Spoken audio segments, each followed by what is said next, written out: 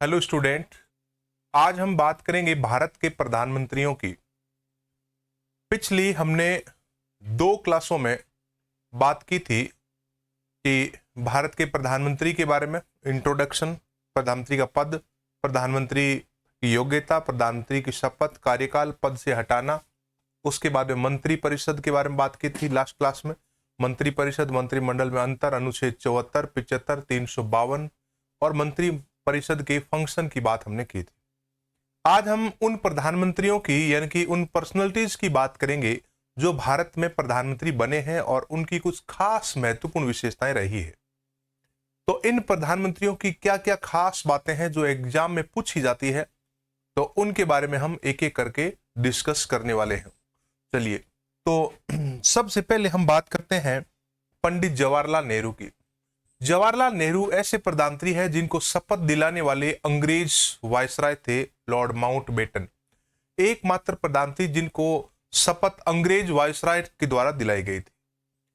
जवाहरलाल नेहरू का कार्यकाल सबसे लंबा रहा है, यानी कि लगभग 17 वर्षों तक ये पद पर रहे हैं। नेहरू की खास विशेषता है कि इन्होंने भारत में एशियाई खेलों की शुरुआत, मतलब एशियाई खेलों के जनक माने जाते हैं। 1954 में चीन के साथ पंचशील समझौते के भी ये जनक है। उसके साथ साथ गुट निरपेक्ष आंदोलन के भी जनक कहलाते हैं, यानी कि दुनिया में शांति कायम करने के लिए उन्होंने पूरे भरसक प्रयास किए और अपनी फॉरेन पॉलिसी को एक सही दिशा प्रदान की जो शांति की दिशा थी। और यही कारण है कि नेहरू की समाधि का नाम शांतिवन है। दिल्ली में इनकी समाधि है जिसका नाम है शांतिवन। तो जवाहरलाल नेहरू का जो कार्यकाल रहा है, नेहरू जी का 15 अगस्त 1947 से 27 मई 1964, 27 मई 1964 को इनको पद पर इनका निधन हो गया था। प्लानिंग कमीशन 1950 में योजना आयोग की शुरुआत जो है जवाहरलाल नेहरू के टाइम हुई थी, जिन्होंने पंचवर्षीय योजना की शुरुआत की थी, 5 ईयर प्लान्स। और 5 ईयर प्लान का उद्देश्य था देश की विकास को जो है एक नई दिशा प्रदान करना। इनिशिएटेड फर्स्ट 5 ईयर प्लान 1951 से 56, इसी दौरान शुरू हुआ था पहला पंचवर्षीय योजना। चीन के साथ पंचशील समझौता जो हुआ है, पंचशील एग्रीमेंट विद चाइना 1954 में, उस समय चीन के प्रधानमंत्री हुआ करते थे चाउ एन लाई, उनके साथ में समझौता किया गया। इंडिया चाइना वार जो है 1962 में नेहरू जी के टाइम हुआ था और इस समय देश की फॉरेन पॉलिसी को बड़ा धक्का लगा। जो उम्मीद थी वैसी फॉरेन पॉलिसी बन नहीं पाई। फेमस कोट है नेहरू जी का, आराम हराम है। और पद पर निधन होने वाले ये पहले प्रधानमंत्री कहलाते हैं। और चिल्ड्रंस डे जो मनाया जाता है, चिल्ड्रंस डे 14 नवंबर को, वो नेहरू जी के जन्मदिन के अवसर पर मनाया जाता है। यानी कि नेहरू जी बच्चों से प्यार करते थे, इसलिए बाल दिवस मनाते हैं इनके जन्मदिवस को। नेहरू के निधन के बाद गुलजारी लाल नंदा कार्यवाहक प्रधानमंत्री बने। नंदा की खास विशेषता यह है कि 2 बार कार्यवाहक प्रधानमंत्री बने, लेकिन कभी रियल प्रधानमंत्री नहीं बन पाए। एक बार नेहरू के निधन के बाद और दूसरी बार लाल बहादुर शास्त्री के निधन के बाद में ये कार्यवाहक प्रधानमंत्री बने। तो 2 short term acting PM after Nehru and Shastri death, focus on labour and social welfare, known as interim prime minister. अंतरिम प्रधानमंत्री के नाम से भी जाने जाते हैं गुलजारी लाल नंदा। लाल बहादुर शास्त्री 1964 में प्रधानमंत्री बने थे नेहरू के बाद में, और 1966 तक ये पद पर रहे। शास्त्री जी की खास विशेषता यह है कि इनके समय भारत और पाकिस्तान का युद्ध हुआ और देश में इमरजेंसी लगी हुई थी। 1965 का भारत पाकिस्तान पहला युद्ध शास्त्री के समय हुआ था और उसी समय शास्त्री ने देश के किसानों को एक बड़ी सौगात दी, सिंचाई व्यवस्था, मशीनों की व्यवस्था, सस्ते ऋण और जो है अच्छी जो है बीज उपलब्ध करवाकर एक हरित क्रांति का माहौल तैयार किया था। देश के किसान एक तरफ अनाज का उत्पादन कर रहे थे और दूसरी तरफ हमारे सैनिक जो है सीमा पर पाकिस्तान के सैनिकों को धूल चटा रहे थे। इसी समय शास्त्री ने नारा दिया था, जय जवान जय किसान। ये नारा लाल बहादुर शास्त्री का है जो 1965 में दिया गया। 1965 में भारत पाकिस्तान युद्ध की समाप्ति के बाद रूस के सहयोग से भारत और पाकिस्तान के बीच ताशकंद समझौता हुआ 1966 में। और ताशकंद समझौते में एक बड़ी दुर्घटना हो गई थी कि हमारे प्रधानमंत्री का निधन हो गया था। विदेश में निधन होने वाले एकमात्र प्रधानमंत्री है लाल बहादुर शास्त्री। लाल बहादुर शास्त्री ताशकंद गए थे समझौते के लिए, और ताशकंद उस समय रूस में पड़ता था। आजकल ताशकंद उज्बेकिस्तान की राजधानी है। उज्बेकिस्तान एक इंडिपेंडेंट कंट्री है। तो पॉइंट जो है इनका नारा है जय जवान जय किसान। 1965 इंडो पाक वार प्रमोटेड ग्रीन रिवोल्यूशन हरित क्रांति। ताशकंद एग्रीमेंट 10 जनवरी 1966। पासेज आवे इन ताशकंद 11 जनवरी 1966। 11 जनवरी 1966 में इनका निधन हो गया था। शास्त्री को मरणोपरांत पहला भारत रत्न दिया गया। भारत रत्न, वैसे पहला भारत रत्न अगर देखें तो 1954 में डॉक्टर सर्वपल्ली राधाकृष्णन को मिला था, लेकिन मरणोपरांत पहला भारत रत्न अगर किसी को मिला है तो वो है लाल बहादुर शास्त्री। इंदिरा गांधी सरकार के टाइम में इनको 1966 में दिया गया था। शास्त्री के बाद में इंदिरा गांधी देश की प्रधानमंत्री बनी, और इंदिरा गांधी का जो कार्यकाल है काफी चर्चा में रहा, काफी विवादों में रहा। इंदिरा गांधी के समय का जो संविधान संशोधन है वो सबसे ज्यादा चर्चा में रहा, जो है 42वां संविधान संशोधन, 42nd कॉन्स्टिट्यूशन अमेंडमेंट 1976। और इस संविधान संशोधन के अंतर्गत देश के संविधान में बहुत बड़े परिवर्तन किए गए थे। इसलिए 42वां जो संशोधन है वो मिनी कॉन्स्टिट्यूशन, लघु संविधान के नाम से भी जाना जाता है। तो फर्स्ट फीमेल पीएम यानी कि पहली महिला प्रधानमंत्री है जो 24 जनवरी 1966 को बनी थी। आपकी जानकारी के लिए मैं बता दूं कि दुनिया में पहली महिला प्रधानमंत्री का नाम आता है श्रीमती भंडारनायके। श्रीमती भंडारनायके 1962 में श्रीलंका की प्रधानमंत्री बनी थी, तो पूरी दुनिया में पहली महिला प्रधानमंत्री है। और उसके बाद में इंदिरा गांधी दुनिया की दूसरी महिला प्रधानमंत्री। नेशनलाइज्ड बैंक 1969 और 1980 में इन्होंने बैंकों का राष्ट्रीयकरण किया था, और जो ये प्राइवेट बैंकें थी उनको उनकी संपत्ति देश के नाम कर दी थी। हालांकि इस दौरान बड़ा विरोध भी हुआ था व्यापारियों के द्वारा, लेकिन सरकार ने कहा कि ये धन हम देश की जनता, किसानों और गरीबों के लिए इस्तेमाल करेंगे। तो नेशनलाइज्ड बैंक इनके समय स्टार्ट हुए थे। लेड इंडिया ड्यूरिंग 1971 इंडो पाक वार क्रिएशन बांग्लादेश अवार्डेड भारत रत्न 1971। 1971 में भारत पाकिस्तान सेकंड जो वार हुआ उस समय इंदिरा गांधी प्रधानमंत्री थी, और इसी दौरान पाकिस्तान को हराया और बांग्लादेश एक नया देश बनवा दिया था। और 1971 में इसी उपलब्धि के उपलक्ष्य में इंदिरा गांधी को भारत रत्न से नवाजा गया। इंडिया फर्स्ट न्यूक्लियर टेस्ट अगर कहें तो इंदिरा गांधी के टाइम हुआ है। पहला परमाणु परीक्षण नेम्ड स्माइलिंग बुद्धा, बुद्ध मुस्कुराए, इसका नाम रखा गया बुद्ध मुस्कुराए, स्माइलिंग बुद्धा, एट पोखरण 1974।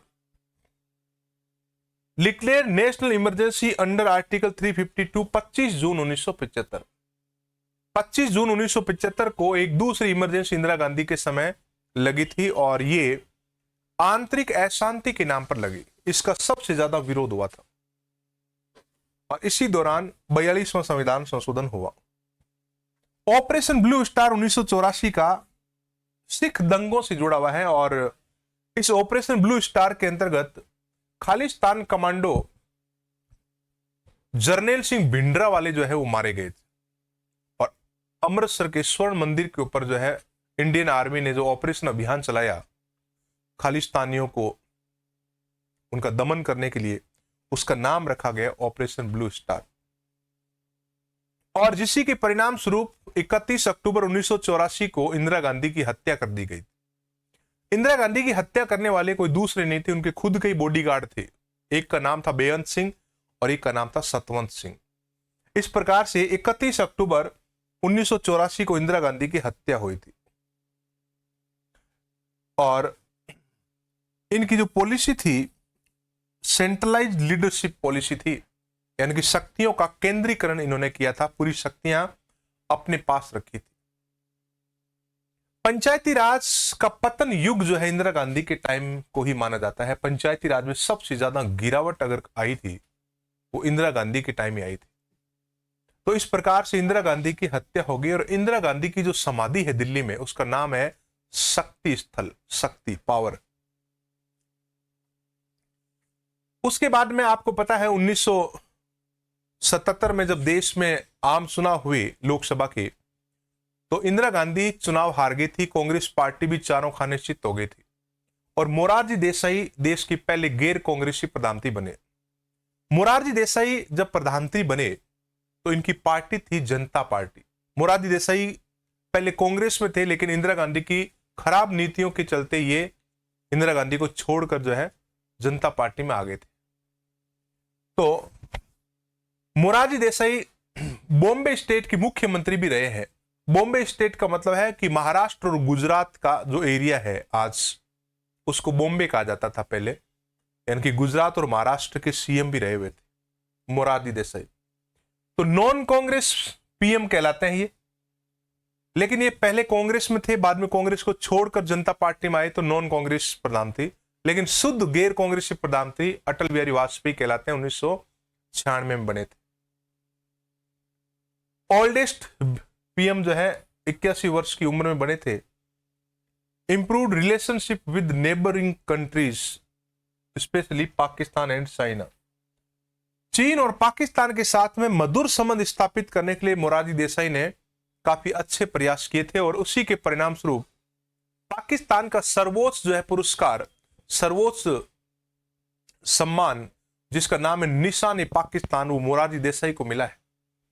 एकमात्र भारतीय नागरिक जिनको पाकिस्तान का सर्वोच्च सम्मान और भारत का भी सर्वोच्च सम्मान मिला है, उनका नाम है मोरारजी देसाई। इनको भारत रत्न भी मिला है और पाकिस्तान का निशान-ए पाकिस्तान मिला है। निशान-ए पाकिस्तान 1990 में इनको दिया गया और भारत रत्न जिनको मिला था वो मिला है 1991 में।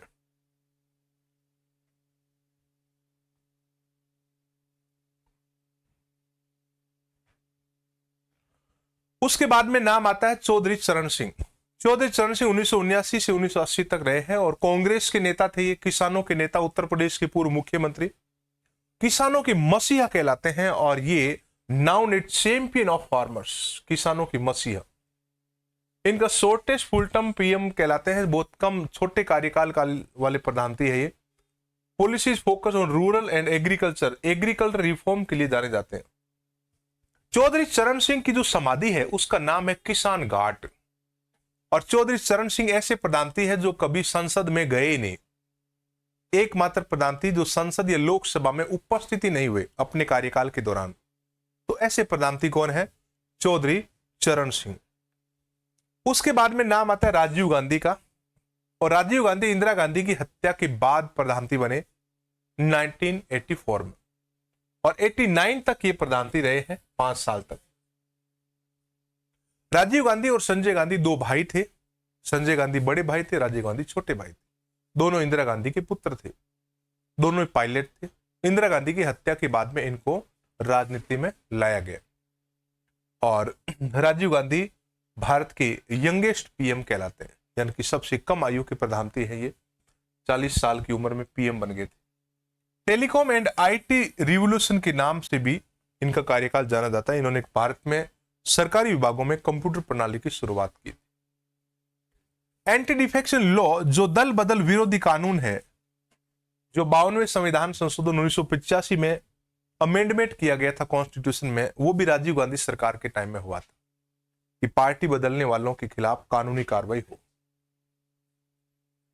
भोपाल गैस ट्रेजेडी जो हुआ है वो भी राजीव गांधी के टाइम हुआ था।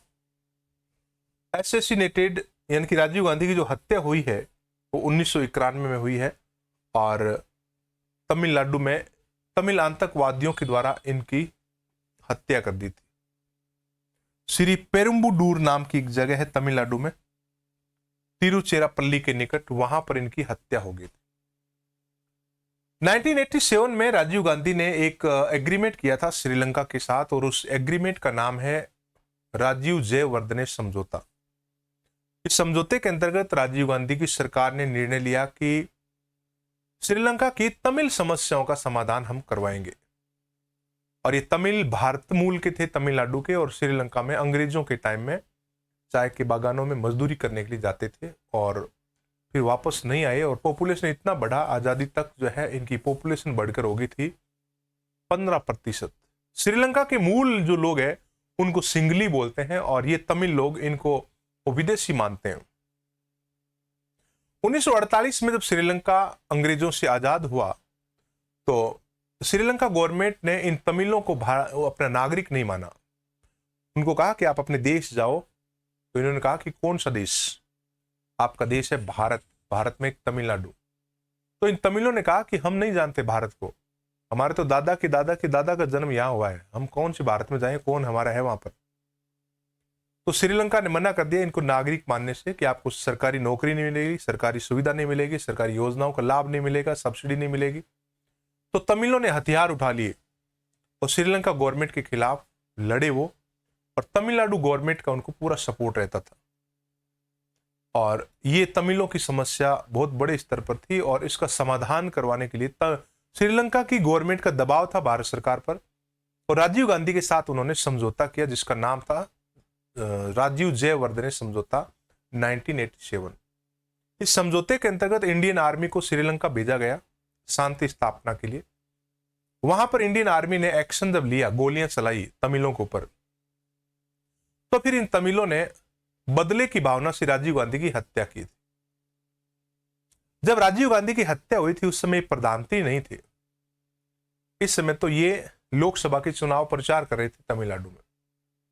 इस प्रकार से राजीव गांधी की हत्या हो गई और हत्यारों को फांसी की सजा हुई थी। अभी हाल ही में कुछ समय पहले ही राजीव गांधी की हत्यारों की फांसी कैंसिल हो गई है। जब फांसी कैंसिल होती है तो उम्र कैद में बदलती है, और उम्र कैद उनकी 20 साल हो गई थी और उनको छोड़ दिया गया। तो इस प्रकार से राजीव गांधी की पद पर हत्या हुई। पद पर हत्या नहीं हुई, बाकी इनकी हत्या हुई है 21 मई 1991 में, और इस दौरान चंद्रशेखर प्रधानमंत्री हुआ करते थे। उसके बाद में नाम आता है विश्वनाथ प्रताप सिंह का, वीपी सिंह। वीपी सिंह उत्तर प्रदेश के पूर्व मुख्यमंत्री रहे हैं और राजीव गांधी सरकार में फाइनेंस मिनिस्टर थे। राजीव गांधी के काफी करीबी दोस्तों में से एक थे, लेकिन छोटी सी बात को लेकर इनकी नाराजगी हुई और इन्होंने राजीव गांधी से लड़ाई करके पार्टी को छोड़ दिया, और पार्टी छोड़ा और नई पार्टी बनाई। मोर्चा गठबंधन से उन्होंने 1989 में चुनाव लड़ा लोकसभा का, और राजीव गांधी के खिलाफ मोर्चा खोला। बोफोर्स तोप घोटाला इन्होंने खुलासा किया था कि राजीव गांधी सरकार के समय बोफोर्स नाम की जो तोपें खरीदी गई उसमें हजारों करोड़ का घोटाला हुआ है। उसके दोषी राजीव गांधी है, उनको हम सजा दिलाएंगे। वीपी सिंह दो मुद्दों पर सत्ता में आए। एक तो था मंडल कमीशन की रिपोर्ट लागू करना और देश में भ्रष्टाचार को खत्म करना, बोफोर्स तोप घोटाले की जांच करवाना। और इसी आरक्षण के मुद्दे पर इनको जनता ने वोट दिया और उन्होंने इंप्लीमेंट कर दिया था मंडल कमीशन को। मंडल कमीशन की जो रिपोर्ट लागू हुई थी, और इस रिपोर्ट लागू होने के बाद 1991 से ओबीसी को 27% आरक्षण मिला था सरकारी नौकरियों में। तो मंडल कमीशन में एक्चुअल में मंडल, हमने मूल अधिकारों में भी बात की थी इनकी। बिंदेश्वरी प्रसाद मंडल नाम के बिहार के पूर्व मुख्यमंत्री और तत्कालीन सांसद थे, जिन्होंने पूरे भारत में सर्वे किया और 3743 पिछड़ी जातियों की एक लिस्ट सरकार को दी कि इनको रिजर्वेशन की आवश्यकता है। और उस समय मोरारजी देसाई की सरकार थी, बाद में सरकार चेंज हो गई, इंदिरा गांधी की सरकार आ गई थी, तो उन्होंने ठंडे बस्ते में डाल दिया। 1989 में वीपी सिंह ने जो चुनाव लड़ा उसमें मुद्दा उठाया कि मंडल कमीशन की रिपोर्ट हम लागू करेंगे, हर घर में गरीब के घर में एक सरकारी नौकरी होगी। इस मुद्दे पर चुनाव लड़ा, जनता ने वोट दिया और उन्होंने मंडल कमीशन को लागू किया। आपकी जानकारी लिए बता दूं कि मंडल कमीशन की रिपोर्ट के खिलाफ ही सुप्रीम कोर्ट में 1993 में इंदिरा साहनी केस आया था। इंदिरा साहनी केस ने मंडल कमीशन को चुनौती दी थी। बाद में सरकार का पक्ष मजबूत था और मंडल कमीशन की रिपोर्ट को मान लिया गया, स्वीकार कर लिया गया, और आज ओबीसी के पास 27% जो आरक्षण है वो मंडल कमीशन की रिपोर्ट वाला ही है। फोकस ऑन एंटी करप्शन, भ्रष्टाचार के विरोध जो है उन्होंने कार्य किए। फेस्ड पॉलिटिकल इनस्टेबिलिटी, अस्थायी राजनीतिक अस्थायित्व का इन्होंने सामना किया और बहुमत के अभाव में इनकी सरकार जो 1990 में गिर गई थी। इनकी सरकार गिरने के बाद में चंद्रशेखर देश के प्रधानमंत्री बने और ये राजनीतिक अस्थिरता का दौर था। चंद्रशेखर 1990 से 91 तक देश के प्रधानमंत्री रहे और चंद्रशेखर को युवा तुर्क के नाम से भी जानते हैं, यंग तुर्क। ये ऐसे प्रधानमंत्री थे जो निडर और साहसी थे, जो छोटी छोटी बातों को भी, जो नहीं बताने वाली बातें हैं उनको भी बता देते थे बिना किसी डर के। इसलिए मीडिया ने इनका नाम रख दिया युवा तुर्क। चंद्रशेखर ऐसे प्रधानमंत्री है जिन्होंने एक परंपरा को तोड़ा। लाल किले से 15 अगस्त को जो प्रधानमंत्री राष्ट्रीय ध्वज फहराता है, इन्होंने नहीं फहराया, इन्होंने इसके लिए मना कर दिया था। तो लाल किले से तिरंगा न फहराने वाले एकमात्र प्रधानमंत्री है, नाम है चंद्रशेखर।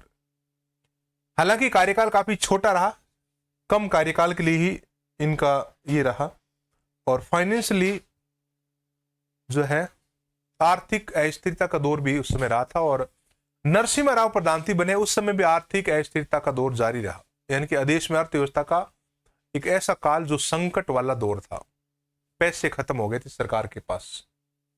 नरसिम्हा राव 1991 से 1996 तक अगर आप देखें गौर से तो कार्यकाल पूरा किया। इनसे पहले 3 प्रधानमंत्रियों ने कार्यकाल जो है पूरा नहीं कर पाए, वो अस्थिरता के दौर में चल रहे थे। वो यहां पर पूरा इसलिए किया क्योंकि 1991 में राजीव गांधी की हत्या हुई थी और हत्या के जस्ट बाद लोकसभा के चुनाव हुए थे। तो जनता ने भावुक होकर कांग्रेस को वोट दिया और फुल बहुमत से सरकार बनी और नरसिम्हा राव प्रधानमंत्री बने थे। उस समय कांग्रेस के वरिष्ठ नेता थे ये, यानी कि राजीव गांधी की हत्या हुई इसलिए नरसिम्हा राव प्रधानमंत्री हुए और इसीलिए पूरे 5 वर्ष के लिए सरकार बनी थी।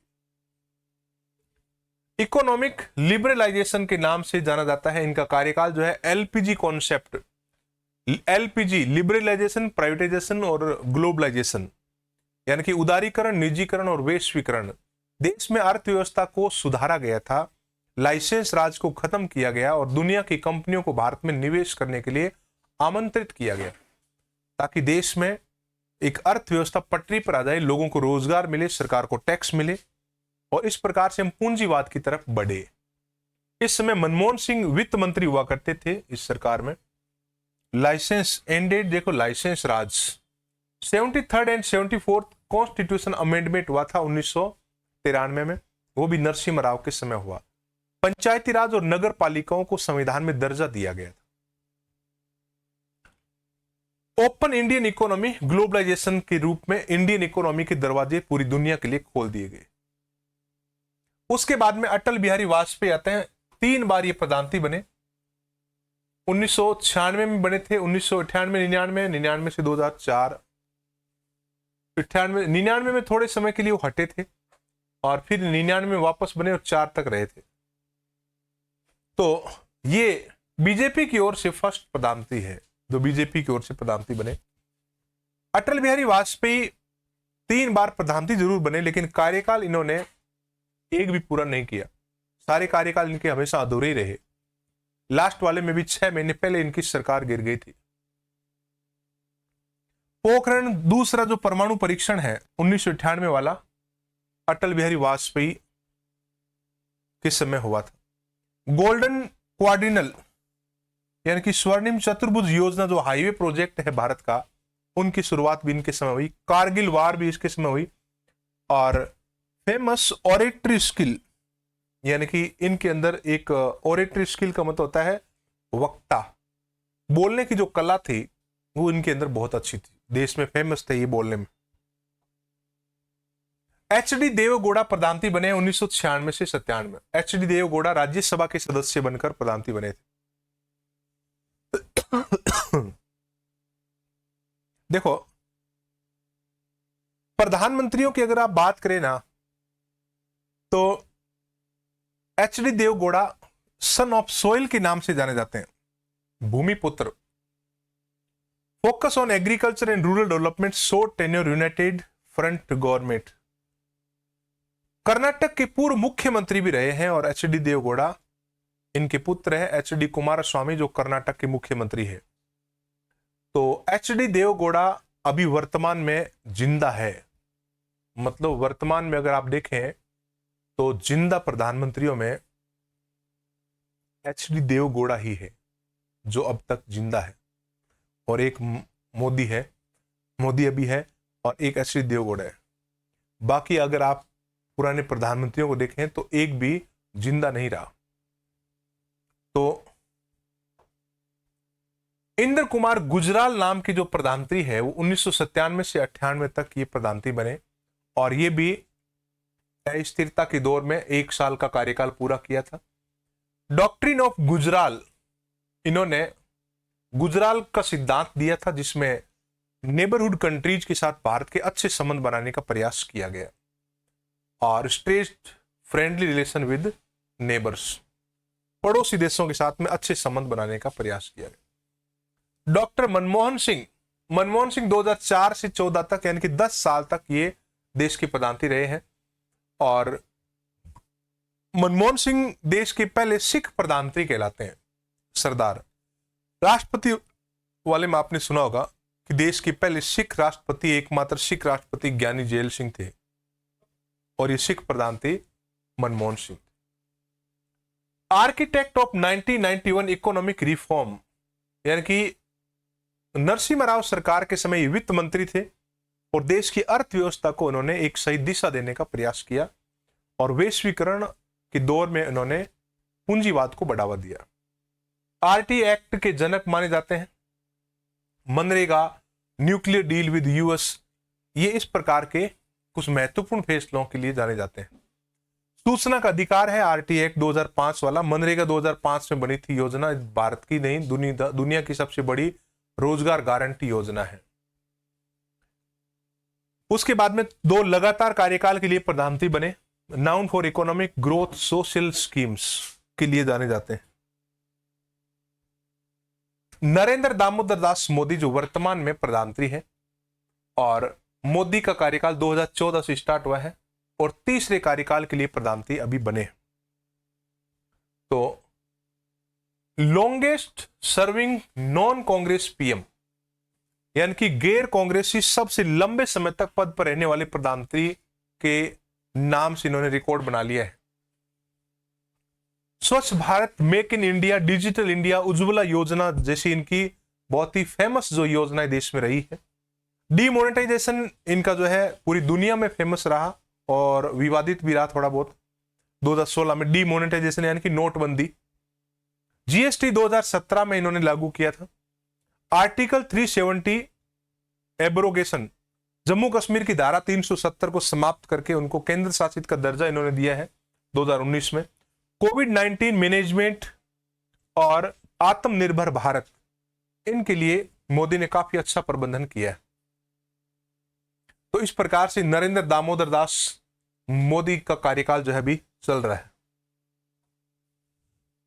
अब ये प्रधानमंत्री है जिनकी हमने अभी बात की थी, जवाहरलाल नेहरू से लेकर नरेंद्र मोदी तक जो है ये प्रधानमंत्री अब तक रहे हैं, और इनकी एक एक दो खास विशेषताएं भी यहां पर रही है। उसके बाद में मैं आपसे क्वेश्चन पूछता हूं, जो आए हुए क्वेश्चन है एग्जाम में। प्रधानमंत्री की नियुक्ति संविधान के किस अनुच्छेद के अंतर्गत होती है? Under which article of Indian constitution is the prime minister appointed? अनुच्छेद 72, अनुच्छेद 75, अनुच्छेद 74, अनुच्छेद 76। अगर इसमें आंसर की बात करें तो आप आंसर लगा सकते हैं आराम से। आर्टिकल 75 में प्रधानमंत्री की नियुक्ति है। आर्टिकल 75 क्लोज फर्स्ट में लिखा है कि the prime minister of India appointed by the president of India and other ministers are appointed by the president of India after the advice of prime minister. प्रधानमंत्री की नियुक्ति राष्ट्रपति करेगा। भारत के प्रधानमंत्री के संबंध में निम्नलिखित में से कौन सा कथन सही है? वह नीति आयोग के अध्यक्ष होते हैं, वे राज्यसभा के पदेन अध्यक्ष होते हैं, वे संसद के किसी भी सदन के सदस्य हो सकते हैं। तो अब ये कह रहा है कि सही कूट का चयन करें। देखो, वह राज्यसभा के पदेन अध्यक्ष होते हैं, ये बात तो गलत है। नीति आयोग के अध्यक्ष होते हैं, ये बात सही है। और संसद के किसी भी सदन के सदस्य हो सकते हैं, ये बात सही है। तो 1 और 2 जहां आ रहा है, 1 और 3 जहां आ रहा है वो सही है, बी, केवल 1 और 3। प्रधानमंत्री का कार्यकाल होता है 5 वर्षों के लिए, जब तक राष्ट्रपति का विश्वास प्राप्त हो, जब तक लोकसभा का विश्वास प्राप्त हो, अगले आम चुनाव तक। तो प्रधानमंत्री के कार्यकाल के बारे में हमने बात की थी कि प्रधानमंत्री का कार्यकाल फिक्स नहीं है और बीच में कार्यकाल रुक भी सकता है। लोकसभा की सहमति तक ये पद पर बने रहते हैं, जब तक लोकसभा का विश्वास हो। तो इसका आंसर आ जाएगा C, as long as he enjoy the confidence of the Lok Sabha. 1975 के आपातकाल के समय प्रधानमंत्री कौन थे? Who was the prime minister during the 1975 emergency? Morarji Desai, Indira Gandhi, Rajiv Gandhi, Charan Singh. तो 75 में हमने बात की थी, इंदिरा गांधी प्रधानमंत्री थी। प्रधानमंत्री के बारे में निम्नलिखित कथनों पर विचार कीजिए। Consider the following statement about the prime minister. He is the head of union council of minister, वह मंत्री परिषद का मुखिया होता है। He is the chief adviser to president, राष्ट्रपति का मुख्य सलाहकार होता है। He is the chief spokesperson of the government in parliament, कि वो संसद में सरकार का मुख्य प्रवक्ता होता है। तो देखो, head of council of ministry बात सही है, मंत्री परिषद का मुख्य प्रधानमंत्री होता है, राष्ट्रपति का सलाहकार भी होता है, और स्पोक पर्सन ये भी सही है। तो आपके तीनों सही हो जाएंगे, डी आंसर 1, 2, 3। लोकसभा को भंग करने की सिफारिश कौन कर सकता है? Who can recommend dissolution of Lok Sabha? तो लोकसभा अध्यक्ष, भारत के मुख्य न्यायाधीश, राष्ट्रपति, प्रधानमंत्री। तो लोकसभा को भंग करने के लिए अनुच्छेद 85 में लिखा है कि प्रधानमंत्री की सलाह पर राष्ट्रपति लोकसभा को भंग कर सकता है। उसके बाद में क्वेश्चन देखिए, निम्नलिखित में से किस प्रधानमंत्री को अविश्वास प्रस्ताव का सामना नहीं करना पड़ा? अटल बिहारी वाजपेयी, एच.डी. देवगौड़ा, मनमोहन सिंह, मोरारजी देसाई। तो यहां पर अविश्वास प्रस्ताव का सामना नहीं करना पड़ा, तो मोरारजी देसाई को करना पड़ा। एच.डी. देवगौड़ा, अटल बिहारी वाजपेयी, मनमोहन सिंह जो है, ये इसका सी आंसर होगा, जो पूरे 10 सालों तक प्रधानमंत्री रहे हैं। बाकी इन्होंने अविश्वास प्रस्ताव के कारण 20 में पद छोड़ा है। राष्ट्रपति को प्रधानमंत्री द्वारा दी जाने वाली सलाह किस अनुच्छेद में उल्लिखित है? Which article deal with the advice of PM to the president? अनुच्छेद 74, 1, 75, 1, 76, 78। तो अनुच्छेद 74 में लिखा है कि राष्ट्रपति को सहायता और सलाह देने के लिए एक मंत्री परिषद होगी, जिसका अध्यक्ष होगा प्रधानमंत्री। तो ए आंसर हो जाएगा। अविश्वास प्रस्ताव हारने वाले पहले प्रधानमंत्री कौन थे? इंदिरा गांधी, मोरारजी देसाई, वीपी सिंह, अटल बिहारी वाजपेयी। तो मोरारजी देसाई जो है अविश्वास प्रस्ताव पर 1979 में त्याग पत्र देने वाले पहले प्रधानमंत्री थे। बराबरों में प्रथम प्रधानमंत्री को किस प्रणाली में कहा गया है? First among equal refer to PM which system? फ्रांसीसी संविधान, अमेरिकी संविधान, ब्रिटिश संसदीय प्रणाली, भारतीय विधि प्रणाली। तो संसदीय व्यवस्था का पार्ट है ये समानों में प्रथम। समानों में प्रथम का मतलब होता है समान मंत्री है और उनका एक अध्यक्ष है, जिसको प्रधानमंत्री कहते हैं। प्रधानमंत्री एक प्रकार का मंत्री है, लेकिन समान मंत्री में वो प्रथम है। तो इसका आंसर आ जाएगा ब्रिटिश संसदीय प्रणाली, पार्लियामेंट्री सिस्टम।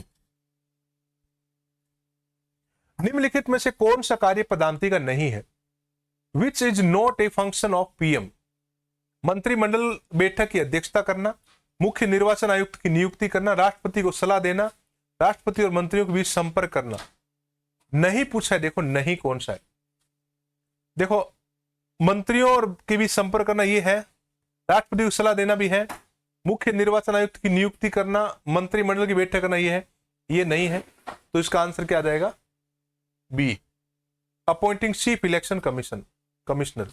इसकी नियुक्ति राष्ट्रपति करता है, प्रधानमंत्री नहीं करता है।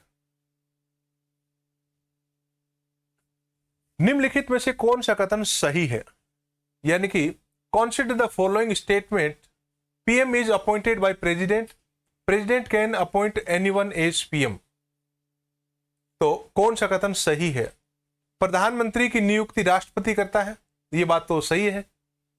President can be appoint anyone as PM, देखो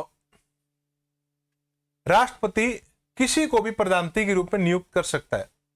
एनीवन मतलब किसी को भी नहीं कर सकता। लोकसभा में बहुमत वाली पार्टी का नेता है ना, उसी को कर सकता है। तो एक सही है, एक गलत है, तो इसका आंसर क्या जाएगा? एक। पोखरण द्वितीय परमाणु परीक्षण किस प्रधानमंत्री के समय हुआ? इंद्र कुमार गुजराल, अटल बिहारी वाजपेयी, नरसिम्हा राव, मनमोहन सिंह। पोखरण सेकंड की बात कर रही है, और सेकंड जो हुआ है वो अटल बिहारी वाजपेयी के टाइम हुआ है।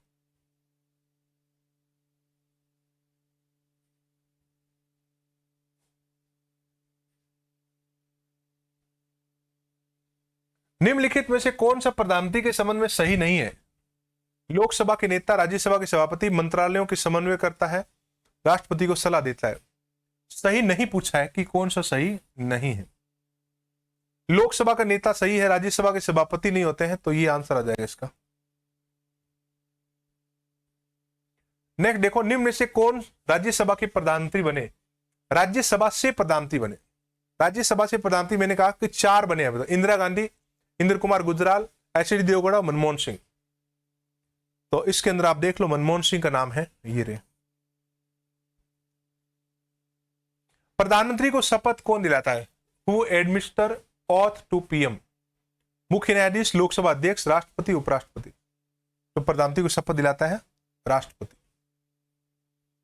प्रधानमंत्री की राष्ट्रपति को दी गई सलाह होती है, advice of PM to president is विवेकाधीन, बाध्यकारी, अनुशंसात्मक, वैकल्पिक। अनुच्छेद 74 में 42वें संविधान संशोधन के अंतर्गत चेंज किया था कि राष्ट्रपति को दी गई सलाह बाध्यकारी होगी, तो इसका आंसर बाइंडिंग। राष्ट्रपति और मंत्री परिषद के बीच संपर्क कौन करता है? संपर्क कौन होता है? प्रधानमंत्री होता है। यदि प्रधानमंत्री इस्तीफा देता है तो मंत्री परिषद का क्या होता है? If PM resign, council of minister कार्य करती है, केवल प्रधानमंत्री बदला जाता है, स्वचालित रूप से भंग हो जाती है राष्ट्रपति। इसका आंसर आ जाएगा ऑटोमेटिकली डिजोल्व, स्वचालित रूप से भंग। प्रधानमंत्री किसके पदेन अध्यक्ष होते हैं? PM is ex officio chairman of NITI Aayog, वित्त आयोग, योजना आयोग, निर्वाचन आयोग। तो हमने बात कर रखी है इसके बारे में, NITI Aayog. National institution of transforming India, नीति। प्रधानमंत्री होते हैं elected by people, appointed by president, nominated by vice president, selected bye supreme court. तो राष्ट्रपति द्वारा नियुक्त होते हैं, अपॉइंटेड बाय द प्रेसिडेंट। निम्न में से किस प्रधानमंत्री ने कभी संसद का सामना नहीं किया? विच पीएम नेवर फेस्ड पार्लियामेंट? चरण सिंह। प्रधानमंत्री कार्यालय पीएमओ होता है एक संवैधानिक निकाय, एक वैधानिक निकाय, कार्यपालिका निकाय, एक न्यायिक निकाय। तो पीएमओ जो है एक संवैधानिक निकाय, प्रधानमंत्री ऑफिस। प्रधानमंत्री, अब ये क्वेश्चन जो आगे, ये क्वेश्चन आगे आईएएस और आरएस मेंस के हिसाब से, कि मेंस में जो क्वेश्चन पूछे जाते हैं, आईएएस मेंस में और आरएस मेंस में ऐसे क्वेश्चन आते हैं। प्रधानमंत्री भारत में वास्तविक कार्यपालिका है, इस कथन की संवैधानिक प्रावधानों और व्यवहारिक प्रकाश में समीक्षा कीजिए। ऐसे क्वेश्चन आए हैं मेंस में। The prime minister is the real executive authority in India, examine the statement in light of the constitutional provision and actual practice. अनुच्छेद 74, अनुच्छेद 75, अनुच्छेद 78 का हवाला देते हुए प्रधानमंत्री की प्रैक्टिकली बताना है और संविधान में क्या प्रावधान है उसके बारे में हाईलाइट करके इनको लिखना होता है। 200 शब्दों में इसका आंसर लिखना होता है। ये देखो आईएएस और आरएस मेंस का क्वेश्चन है। भारत में प्रधानमंत्री की संवैधानिक स्थिति पर चर्चा करें। स्वतंत्रता के बाद भारत के संसदीय लोकतंत्र में प्रधानमंत्री की भूमिका में कैसे परिवर्तन आया है? Discuss the constitutional position of the Prime Minister of India. How has the role of the Prime Minister evolved in India's parliamentary democracy since independence? यानी कि आजादी के बाद में किस किस प्रकार के परिवर्तन आए हैं, गठबंधन की सरकारें बनी हैं भारत में, और फुल बहुमत वाली सरकार में प्रधानमंत्री का रोल जो है काफी आश्चर्यजनक और चमत्कारिक रहा है। इस प्रकार की चीजों को मेंशन करते हुए संवैधानिक स्थिति को बताना होता है।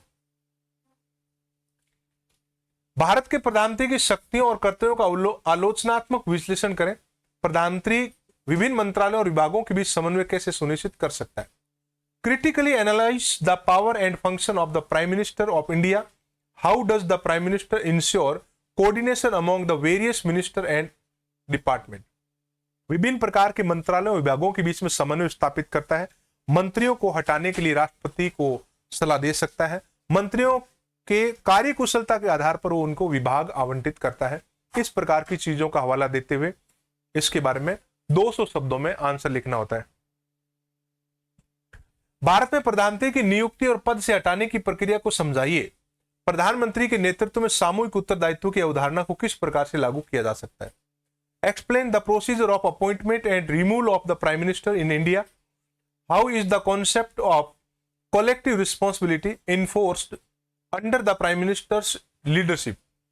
यानी कि ये क्वेश्चन जो पूछ रहा है कि प्रधानमंत्री को नियुक्त किस प्रकार से किया जाता है और उसको पद से हटाते कैसे हैं, और अनुच्छेद 75(3) की जो सामूहिक उत्तरदायित्व का सिद्धांत है उसको एक्सप्लेन करना है। सिंपल सी बात है। क्या आप सहमत हैं कि प्रधानमंत्री का पद अब संविधान में वर्णित भूमिका से अधिक शक्तिशाली हो गया है। अपने उत्तर में प्रधानमंत्री कार्यालय में शक्ति के केंद्रीकरण का उदाहरण दीजिए। Do you agree that office of the prime minister has become more powerful than envisaged by the constitution. Give reason in the context of growing centralisation of power in the prime minister's office. PM office की power का हवाला देते हुए इसमें यह दर्शाना है कि किस प्रकार से प्रधानमंत्री जो है शक्तियों का केंद्रीकरण बन गया है। इंदिरा गांधी के टाइम में मैंने आपको बताया था कि शक्तियों का केंद्रीकरण बन गया था। पूरी पावर इंदिरा गांधी ने अपने हाथ में ले ली थी। यही तो कारण है कि ज्यादा सीटें खतरनाक हो सकती है। अगर पूर्ण बहुमत की सरकार बन गई, विपक्ष कमजोर हो गया, तो लोकतंत्र कमजोर है मान लो, सरकार तानाशाही रवैया अपना सकती है। सरकार को कंट्रोल करने के लिए एक मजबूत विपक्ष होना बहुत जरूरी है, जो सरकार को हमेशा कंट्रोल में रखता है। तो ये था भारत का प्रधानमंत्री।